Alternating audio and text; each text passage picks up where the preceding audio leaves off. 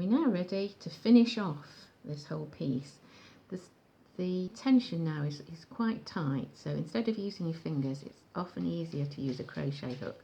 But the same principle, I'm picking up the alternate threads, popping it on my hook, twist my hook to help to pull it through,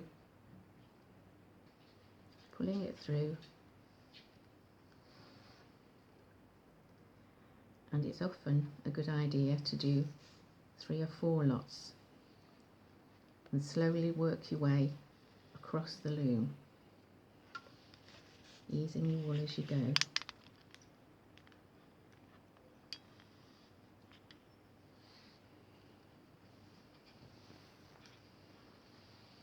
A simple turn of your hook allows it to pull through easier.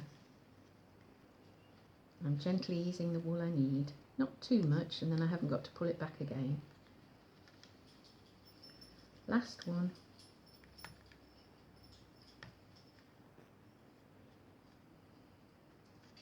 And that loop now simply needs to go around those last pair of hooks.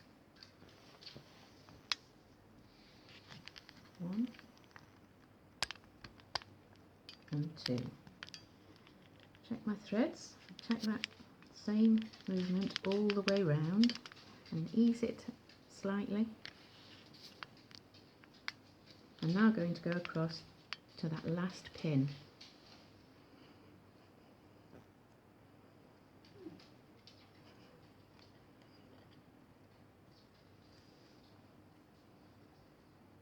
Round the next available pins once, and that one.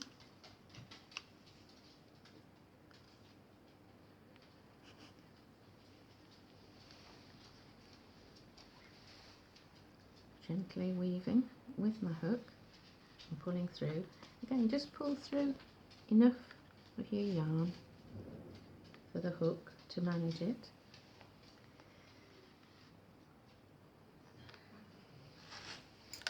Easing it through.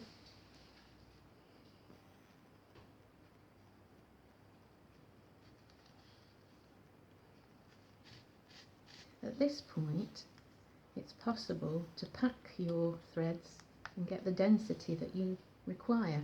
Even if you have run out of pins and you want to put slightly more threads in, you can do that by using the pins more than once. Right, we've reached the end, around the end pin. But what we're left with are 2 threads going through at the same point. So in order to finish this off, we now need to do 1 single thread. It's the only time we do a single thread. So measure your thread across the width, add a little bit more and cut it. And there are plenty of needles available, weaving needles, packing needles, so that you can actually do this last single thread with a needle.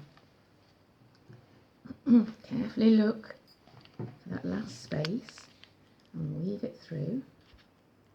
This needle has a really nice hooked end, which is ideal for weaving.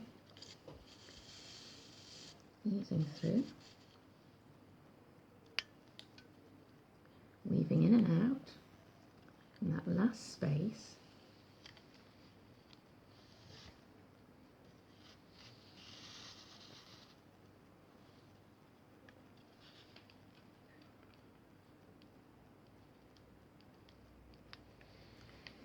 This isn't a particularly dense piece, as it's the easiest way for you to follow and see the basics. It actually makes a really nice canvas that you could actually embroider on, especially cross stitch. If you wanted a slightly denser piece of fabric, then you would either use a double thread if you were using a fine yarn, or a single thread if it was much thicker, chunky wool. If you used a very chunky wool, you may find that you don't have to use every pin. You could use every alternate pin. All of those things are decisions you can make as you're working it. We're nearly there, onto the last one and through that last loop, and it's completed. No sewing off required. That's the weaving done, and to remove it from the loom is simple. Using either your hook or your needle, just gently ease it off along one side. It comes off very easily without any problem. And once you have eased off one side, the whole piece will come off. Just remove the original thread, fingers in, and it will always easily just lift off.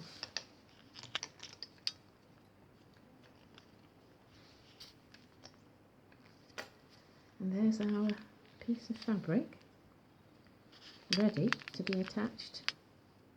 No finishing required, with the two ends that will allow you to attach it to make a larger piece.